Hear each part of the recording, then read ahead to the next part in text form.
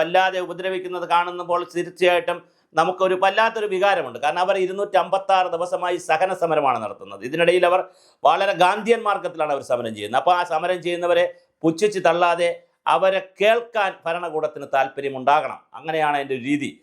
മുഖ്യമന്ത്രി തീർച്ചയായിട്ടും അവരെ കേൾക്കണമായിരുന്നു. കാരണം തൊട്ട് താഴെയുള്ള ലെവലിൽ NRHMൻ്റെ ഡയറക്ടർ മിഷൻ ഡയറക്ടർ കേട്ടിട്ടും അത് ഒത്തീർപ്പായില്ല.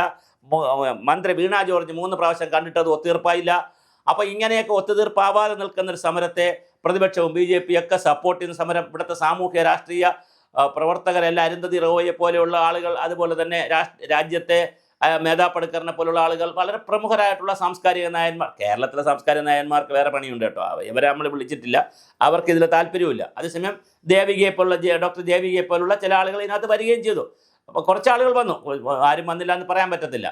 ജോസഫ് മാത്യുവിനെ പോലെ ആളുകൾ, ഡോക്ടർ KG താര, ഇങ്ങനെ കുറേ ആളുകൾ ശാസ്ത്ര സാങ്കേതിക രംഗത്ത് നിൽക്കുന്നവരും സാമൂഹ്യ രംഗത്ത് നിൽക്കുന്ന സാറാ ജോസഫിനെ പോലെയുള്ളവർ കുറച്ചാളുകൾ വന്നു, അതിനെ സപ്പോർട്ട് ചെയ്തു. അതിന് ഇല്ല നമ്മൾ പറയും. എന്നാൽ ഒരു സോക്കാൾഡ് സാംസ്കാരിക രംഗം കേരളത്തിൽ നിശബ്ദമാണ് ഇപ്പോഴും. അപ്പോൾ അങ്ങനെ നിൽക്കുമ്പോഴാണ് ഈ ഒരു വിഷയം വന്നത്. എന്തായാലും അത് കേന്ദ്ര ഗവൺമെൻറ്റാണ് ഇൻസെൻറ്റീവ് കൊടുക്കേണ്ടതെന്ന് വയ്ക്കുക. അവർ 1500 രൂപ കൂട്ടി. കേരള ഗവൺമെൻറ് ഓണറേറിയം കൂട്ടണം.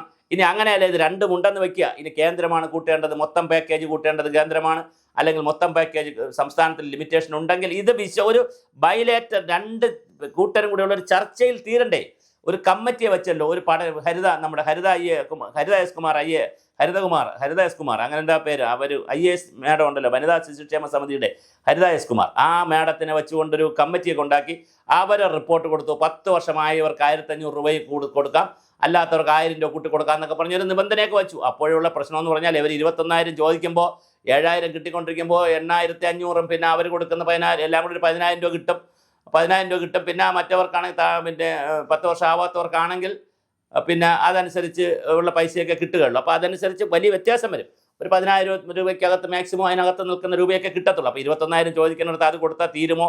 പിന്നെ അവർക്ക് പെൻഷൻ പറ്റി പോകുമ്പോൾ വലിയൊരു എമൗണ്ട് കൊടുക്കണമെന്നുള്ള ഡിമാൻഡുണ്ട്, അത് കൊടുക്കുമോ? അതൊന്നും നമുക്കറിയില്ല.